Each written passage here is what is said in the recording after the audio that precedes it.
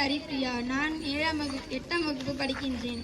யாம் அறிந்த மொழிகளிலே தமிழ் மொழி போல் இனிதாவது எங்கும் காண்போம் என்ற பாரதியின் வரிகளுக்கு ஏற்ப என் தாய்மொழியையும் நான் பிறந்த தமிழ் மண்ணையும் வணங்கி ஒரு கடிதம் ஒரு தூண் உறுதியாய் நிற்பதற்கு காரணம் அக்கடிதத்தின் தூண்களே. அதுபோல நமது பள்ளிக்கு தூண்களாய் நின்று வழிநடத்தும் எமது பள்ளி தாளாளர் திரு P.E. செல்வகுமார் ஐயா மற்றும் முதல்வர் திருமதி S. விஜயலட்சுமி அம்மா அவர்களுக்கும் நெற்றிக்கண் திருப்பினும் குற்றம் குற்றமே என்பது போல் மாணவர்கள் ஆகிய நமது குற்றங்களை சுட்டிக்காட்டி நம்மை நல்வழிப்படுத்தும் ஆசிரியர்களுக்கும் ஈன்ற பொழுதின் பெரிதுவக்கம் தன் மகனை சான்றோர் என கேட்ட தாய் என்ற வள்ளுவனின் கூற்றுக்கிறங்க எனது பெற்றோரை பெருமைப்படுத்த போகும் எனது உடன் பயிலும் மாணவ மாணவிகளுக்கும் என் முத்தான முதற்கண் வணக்கத்தை தெரிவித்துக் கொண்டு மற்றும் 79வது சுதந்திர தின வாழ்த்துக்களையும் கூறி எனது உரையை தொடங்குகிறேன்.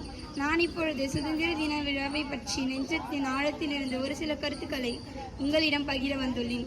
உலகமே உறங்கிக் கொண்டிருக்கும் நள்ளிரவில் இந்தியா மட்டும் விழித்து கொண்டிருந்தது. ஆம், அன்றுதான் ஆகஸ்ட் 15 1947 இந்திய மக்கள் சுதந்திர காற்றை சுவாசித்த நாள்.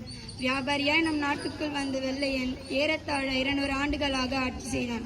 அவரது ஆட்சியில் போது நமது மக்கள் அநேக துன்பங்களை அனுபவித்தனர். என்று தனியும் இந்த சுதந்திர தாகம், என்று மடியும் இந்த அடிமையின் முகம் என்று ஏங்கினர் பாரதியார். சுதந்திர தாகம் தண்ணீரால் தணியவில்லை, இரத்தத்தாலும் கண்ணீராலும் தணிந்தது. அநேக தேசிய தலைவர்கள் நம் நாட்டு சுதந்திரத்துக்காக பாடுபட்டனர். அவர்களின் பட்டியல் இதோ.